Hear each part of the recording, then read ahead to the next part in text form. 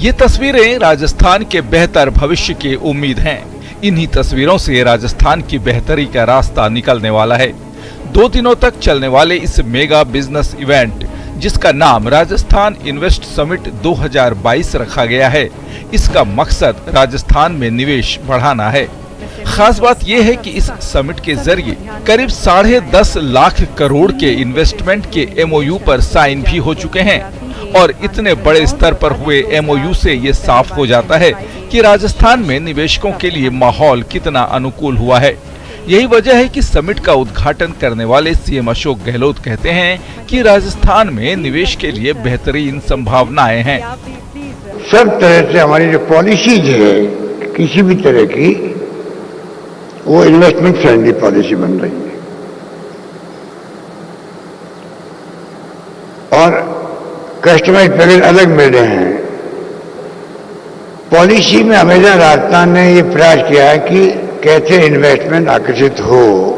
जो स्कीम, जो पॉलिसीज सरकार ने रखी है, मैं समझता हूं कि उसके कारण से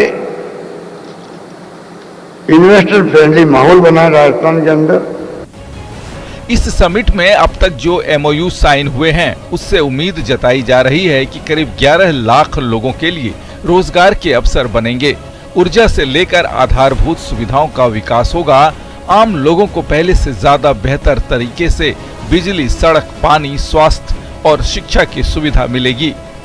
यही वजह है कि CM अशोक गहलोत कहते हैं कि भले सरकार बदल जाए, लेकिन फैसलों में बदलाव नहीं होना चाहिए। अभी हमने इस बार ऐसा पक्का इंतजाम कर रहे हैं, सरकार किसी की भी आए पर फैसले कायम रहे। हमारी सरकार आती है, हम कोई पुरानी सरकार के फैसले को नहीं बदलते हैं। समय किसी का इंतजार नहीं करता है। वसुंधरा जी के वक्त में ERCP की योजना बनी 13 जिलों के लिए पानी की, हम उनको चालू रख रहे हैं। आप सुनते होंगे, मुझे बार बार बोलता हूं मैं प्रधानमंत्री जी के लिए, भाई आपने वादा किया था जयपुर में, अजमेर में राष्ट्रीय परियोजना बनाओ इसको। तो कई काम ऐसे हैं जो कि हमारी सरकार चली गई, काम रुक गए। हमने तय कर रखा है हमारी सरकार रहे, हम बदलेंगे नहीं बल्कि उनको आगे बढ़ाएंगे। ये मेरी सोच है। 2 दिन के इस इन्वेस्ट समिट में अलग अलग कंपनियों की ओर से निवेश के मौके तलाशे जा रहे हैं। साथ ही राजस्थान के विकास पर भी चर्चा हो रही है। उम्मीद जताई जा रही है कि अब तक हुए MOU और इस समिट से जो कुछ निकलेगा, उससे विकास के पथ पर राजस्थान की रफ्तार को और गति मिलेगी। Bureau report, news 18 Rajasthan.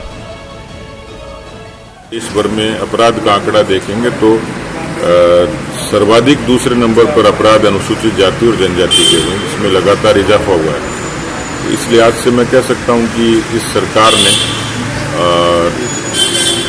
इस तबके के साथ भेदभाव भी किया है।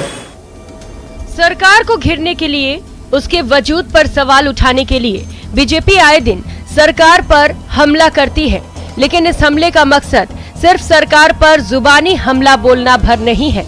इस बयान से बीजेपी अगले साल होने वाले विधानसभा चुनाव में अपना दलित वोट बैंक पक्का करना चाहती है।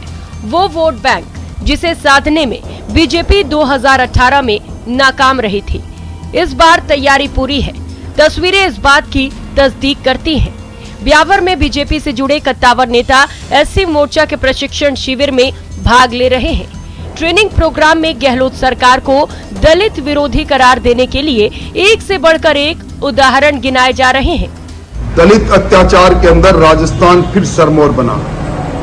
राजस्थान में NCRB के आंकड़ों ने सिद्ध कर दिया कि राजस्थान में दलित सुरक्षित नहीं है। आंकड़ों से सिद्ध हुआ है कि पूरे देश के अंदर जितने अत्याचार हुए, राजस्थान दूसरी पायदान पर पहुंचा।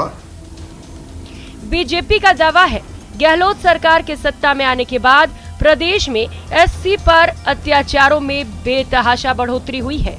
बीजेपी नेता इसके लिए सरकार के उन आंकड़ों का हवाला दे रहे हैं जो स्टेट क्राइम रिकॉर्ड ब्यूरो के हैं। 2019 में 7,500 दलित विरोधी घटनाएं हुई। 2020 में ये आंकड़ा 7,017 तक जा पहुंचा। 2021 में इसकी संख्या बढ़कर 7,524 हो गई। इस साल के शुरुआती 6 महीनों में 4,407 केस दर्ज हो चुके हैं। इसे 2 गुना किया जाए तो इस साल के अंत तक इनकी संख्या 8,800 का आंकड़ा पार कर सकती है। बढ़ते मामलों की वजह सरकार की फ्री रजिस्ट्रेशन पॉलिसी भी हो सकती है, मगर बीजेपी सवाल पर सवाल उठा रही है और उसकी कोशिश सरकार के खिलाफ दलितों के बीच माहौल बनाने की है। राजस्थान की एससी विरोधी कांग्रेस सरकार के शासन में जिस प्रकार से एससी समाज पर अत्याचार हुए हैं, हत्याएं हुए हैं, डकैती हुई है, बलात्कार हुए हैं और सबसे अधिक पीड़ित हमारा समाज रहा है, इसका भी हम विस्तृत चिंतन करेंगे। प्रदेश में एससी समुदाय की बड़ी आबादी है और ये किसी भी दल को सत्ता में लाने और सत्ता से बाहर करने की ताकत रखता है। एससी की 34 रिजर्व सीटें हैं। जाहिर है इतने बड़े समुदाय का वोट स्थायी तौर पर हासिल करने के लिए बीजेपी बेचैन है। दलित कहने को तो कांग्रेस का परंपरागत वोट माना जाता है।